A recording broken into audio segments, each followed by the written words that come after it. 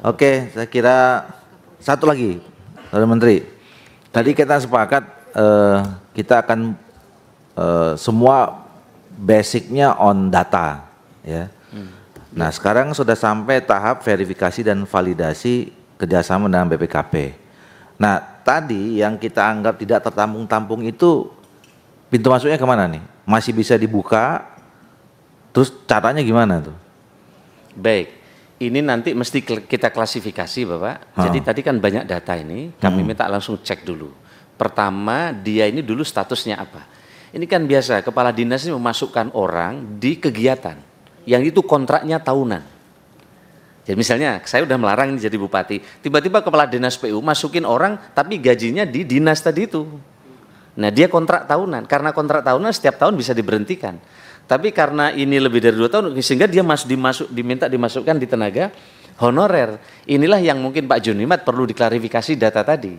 Padahal dia hanya dengan kepala dinasnya. Nah, dulu kenapa ini tidak ditandatangani bersama bupati? Karena kalau bupati takut jadi ASN tadi. Nah, inilah yang nanti diklasifikasi apakah dia selama ini masuk di kegiatan. Kadang kepala dinas itu masukkan anak-anak di kegiatan. Oh, kegiatan ini. Jadi tidak dimasukkan statusnya di kepegawaian. Begitu lebih dari 2 tahun dia nuntut karena tidak dimasukkan. Nah, inilah yang perlu diklarifikasi kira-kira gitu terkait dengan apa namanya data-data tadi. Oleh karena itu kami fokus data ini. Disinilah maka kami minta surat pertanggungjawaban mutlak dari kepala daerah. Kalau nggak ada surat pertanggungjawaban mutlak, datanya dari mana? Harus diverifikasi semua. Maka kemarin yang ada surat pertanggungjawaban mutlak itulah mestinya ini beresin dengan kepala daerah dan DPR.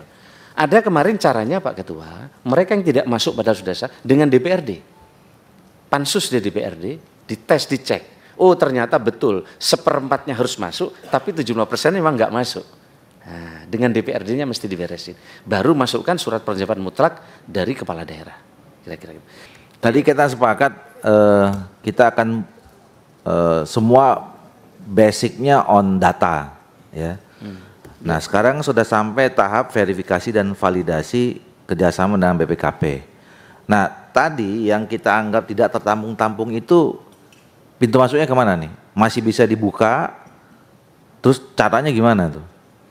Baik, ini nanti mesti kita klasifikasi, Bapak. Jadi tadi kan banyak data ini, kami minta langsung cek dulu.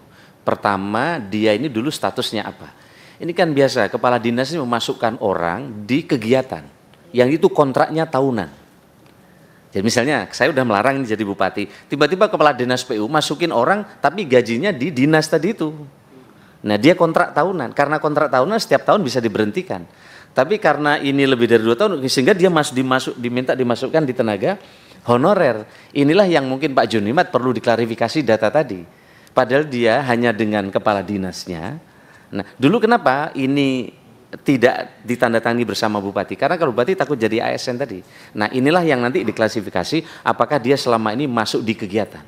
Kadang kepala dinas itu masukkan anak-anak di kegiatan. Oh, kegiatan ini. Jadi tidak dimasukkan statusnya di kepegawaian. Begitu lebih dari 2 tahun dia nuntut karena tidak dimasukkan. Nah, inilah yang perlu diklarifikasi kira-kira gitu terkait dengan apa namanya data-data tadi. Oleh karena itu kami fokus data ini. Disinilah maka kami minta surat pertanggungjawaban mutlak dari kepala daerah. Kalau nggak ada surat pertanggungjawaban mutlak, datanya dari mana? Harus diverifikasi semua. Maka kemarin yang ada surat pertanggungjawaban mutlak itulah mestinya ini beresin dengan kepala daerah dan DPR. Ada kemarin caranya Pak Ketua, mereka yang tidak masuk pada dasar dengan DPRD. Pansus di DPRD, dites, dicek. Oh ternyata betul, 1/4-nya harus masuk, tapi 75% memang nggak masuk. Nah, dengan DPRD-nya mesti diberesin.